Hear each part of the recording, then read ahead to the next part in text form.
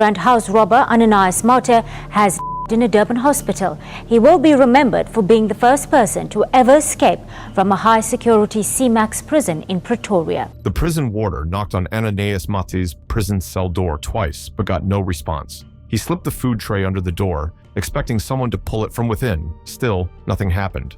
Impatient and slightly annoyed, he pushed the door forcefully and barged in, only to find the cell as empty as a graveyard. He checked the neighboring rooms before raising the alarm for a full prison search. However, in reality, Mathe was already almost a mile away from C-Max prison. This isn't a movie plot. It's the real-life story of Annanias Mathe, South Africa's Houdini, the only person to ever escape C-Max prison, the country's most fortified correctional facility. The media claimed he squeezed through a tiny window using Vaseline. But was that really the truth? When it came to crime, Annanias Mathe was an oddball. He wasn't just a thief or gangster. Most likely born in Mozambique in 1976, he planned his crimes very carefully so that they would spread fear across South Africa.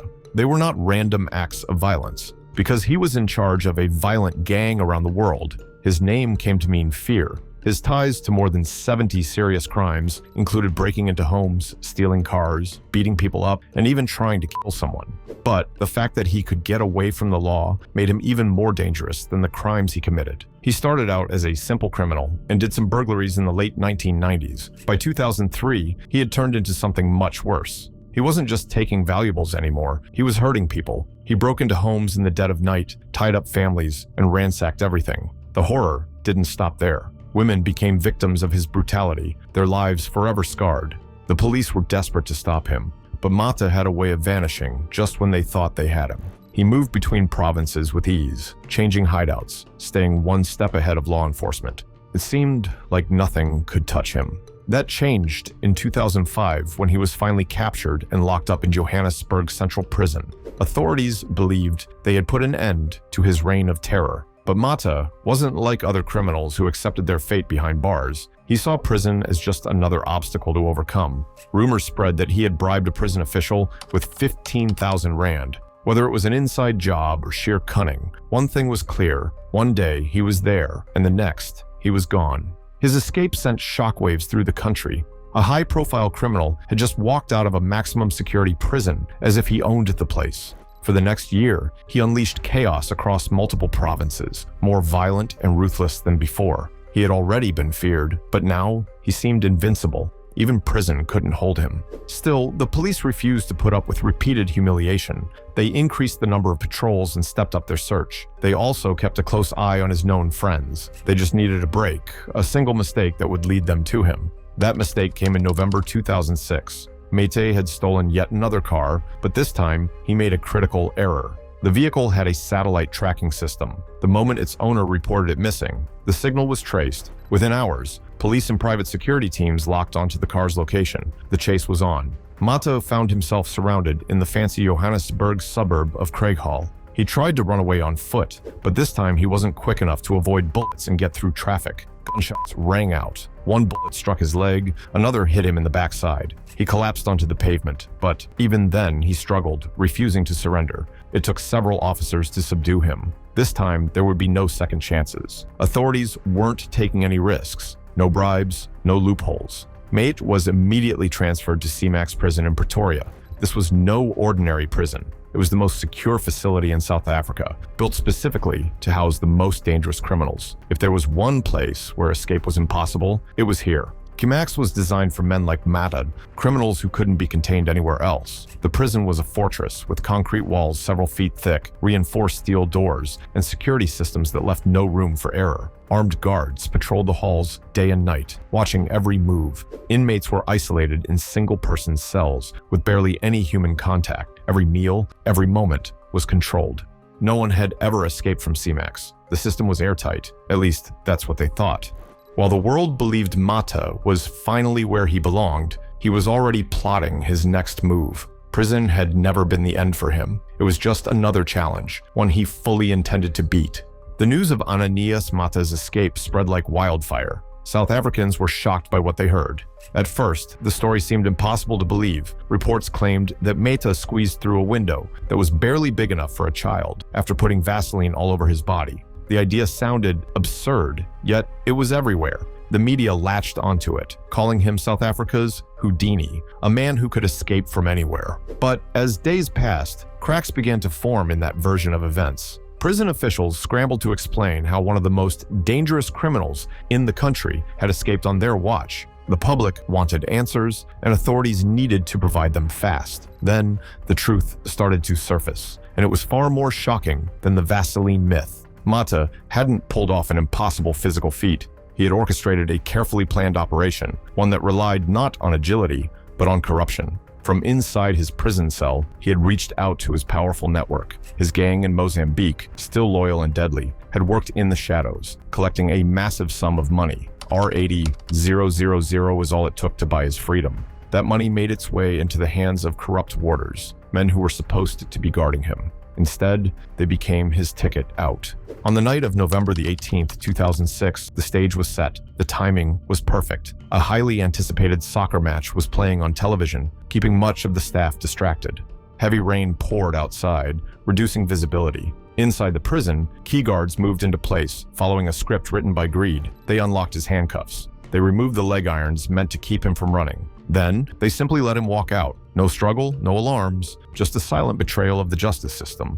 By the time anyone realized he was missing, Mathe was already gone. His cell sat empty, and an entire nation was left in shock. The panic set in immediately. If prison couldn't hold him, what could? People feared he would pick up right where he left off, returning to his life of violent crime. The streets of Johannesburg, where he had once terrorized neighborhoods, now held a dark sense of unease. The most dangerous man in the country was loose, and no one knew where he was. The government faced intense criticism. This wasn't just an escape, it was a national embarrassment. Officials scrambled to control the damage, promising swift action, but words meant little when the reality was so damning. A criminal mastermind had walked out of their highest security prison without a single shot fired. Law enforcement agencies launched the biggest manhunt in years. Police officers, private security firms, and intelligence units mobilized across the country. Roadblocks were set up, forcing cars to stop and be searched. Officers went door to door in areas where Mathe had known connections. Border stations increased their vigilance, fearing he might try to flee back to Mozambique. Every lead was chased, every tip investigated. But Mathe was a ghost. He had spent years perfecting the art of evasion. He never stayed in one place too long, never left an obvious trail. He understood the streets better than anyone hunting him. He blended in where necessary, disappeared when needed. Even with the full force of law enforcement against him, he remained one step ahead. The fear was real. For days, headlines screamed about his escape, each one worse than the last. People locked their doors earlier at night. Security companies saw a rise in demand for home protection. No one felt safe knowing that a man with Mathe's criminal history was out there, possibly planning his next move. The pressure on authorities was unbearable. They couldn't afford another mistake. If Mathe wasn't caught soon, their failure would be remembered for years. They intensified their search, raiding known hideouts, questioning associates, and monitoring every possible escape route. But time was slipping away, and Mathe had a head start. Meanwhile, his escape became legend. Some saw him as a dangerous criminal who had to be stopped. Others viewed him as a folk hero, a man who had outsmarted the system. The myths grew, making the truth harder to separate from fiction. Every passing day without an arrest made them look weaker. They doubled their efforts, increasing rewards for information leading to his capture. But Mathe, true to his reputation, remained a shadow just out of reach, always ahead of the chase. Annanias Mathe was once again on the run, but this time, the walls were closing in faster than before. He had escaped from a maximum security prison, walked out as if the rules didn't apply to him, and vanished into the shadows. Then, he made his first mistake. While trying to stay ahead of the manhunt, he hijacked a car. He had done it countless times before, but this one was different. It was equipped with a satellite tracking system, a feature he hadn't considered. As he sped off, thinking he had just secured his next means of escape, the signal was already being traced. The security company Netstar was watching every move, tracking the stolen vehicle as it moved through the city. Authorities had been desperate for a lead, and now they had one. They followed the signal straight to Johannesburg's Craighall suburb. Mathe had no idea he was leading them right to his hiding place. By the time he realized something was wrong, it was too late. A team of private security agents and police officers had him surrounded. He wasn't going down without a fight. He ran, dodging between cars, trying to find a way out. But this time, he wasn't facing unarmed civilians. The officers weren't taking any chances. Gunshots rang through the streets. He felt the first bullet tear through his leg, the second hitting him in the shoulder, and the third lodging deep into his lower back. He collapsed, unable to move due to the overwhelming pain. Even as he lay bleeding, the people of the neighborhood knew exactly who he was. A group of children gathered nearby, pointing and whispering his name. There was no more escaping. Annanias Mathe, the man who had walked out of an inescapable prison, was finally caught. This time, authorities weren't going to risk another humiliating escape. They transferred him to Ibongweni C-Max prison in KwaZulu-Natal, a facility designed for men who had no business being outside its walls. It was built for one purpose: to keep the country's worst criminals locked away forever. Unlike his previous accommodations, there were no opportunities for bribes here. The guards were carefully selected, the routine strict, and the security measures airtight. Prisoners were kept in solitary confinement with no access to the outside world. Every movement was monitored, every possible weakness accounted for. Mathe, the master escape artist, had finally met a prison he couldn't outsmart. He was going to be checked out. He was accused of many crimes over many years, had many victims, and the whole country was looking for justice. In addition to he was found guilty of 67 other crimes in 2009. These included robbery, breaking into homes, and attempted.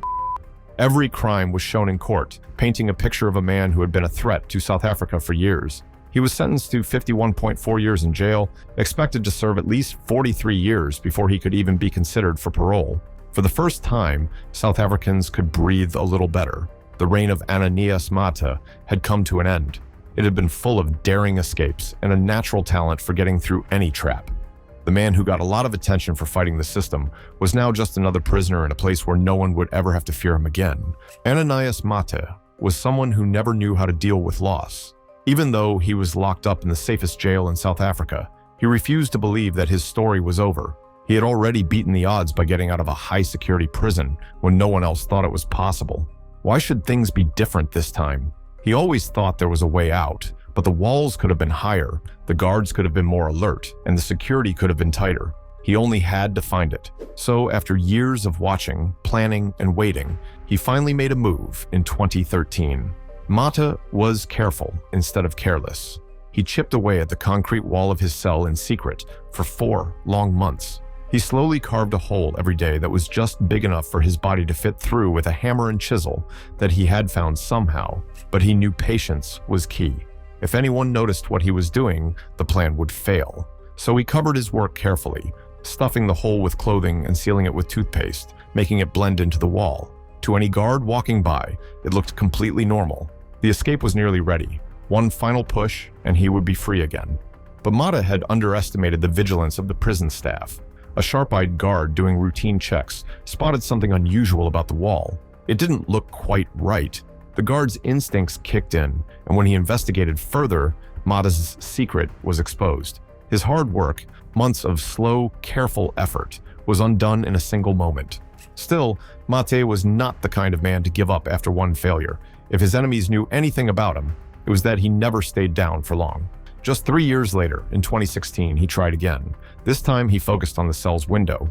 It was small, reinforced, and seemingly escape-proof, but Mathe had made a career out of slipping through impossible spaces. He managed to break the window, and for a brief moment, he must have thought freedom was within reach. But the guards were watching him more closely than ever. Before he could even attempt to squeeze through, they caught him red-handed. Another escape attempt failed. This time, something was different. The once feared crime boss, the man who had terrified South Africa, was no longer as strong as he used to be. He had aged, his energy had faded, and his body was beginning to betray him. The man who had once outrun the law was now running out of time. By the end of 2016, Annanias Mathe was no longer a shadowy figure lurking in the streets. He was a prisoner in every sense of the word, not just behind bars, but also trapped inside a body that was breaking down. He began suffering from severe digestive problems, a condition that grew worse with each passing day. His body, once so resilient, was failing him. On December the 23rd, he was taken to King Edward VIII Hospital in Durban under heavy security. His condition was dire. Doctors determined that surgery was his only chance, but even then, there were no guarantees. He had survived high-speed chases and violent encounters, but now, the real battle was happening inside his own body. For 4 days, he fought to stay alive. But on December 27th, 2016, Annanias Mathe took his final breath. The man who had once defied the law at every turn was finally defeated, not by prison walls, but by time itself. Official reports stated that he had from an illness, but the legend of Annanias Mathe was not so easily put to rest. Almost immediately, rumors began to spread. Some believed he had been poisoned by those who feared he might one day escape again. Others claimed that his was just another one of his great tricks, that he had somehow faked it and vanished into the shadows once more. No matter the truth, his reign of terror had come to an end. For years, he had been South Africa's most wanted man, the criminal who had outsmarted police, broken out of impossible prisons, and built a reputation as a modern-day Houdini.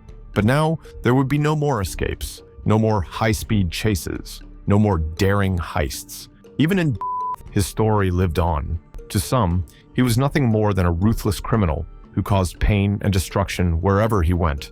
To others, he was a figure of mystery, a man whose ability to outwit the system made him infamous. His name would be remembered, not just for the crimes he committed, but for the way he defied the very limits of possibility. Don't forget to like and subscribe. See you in the next one.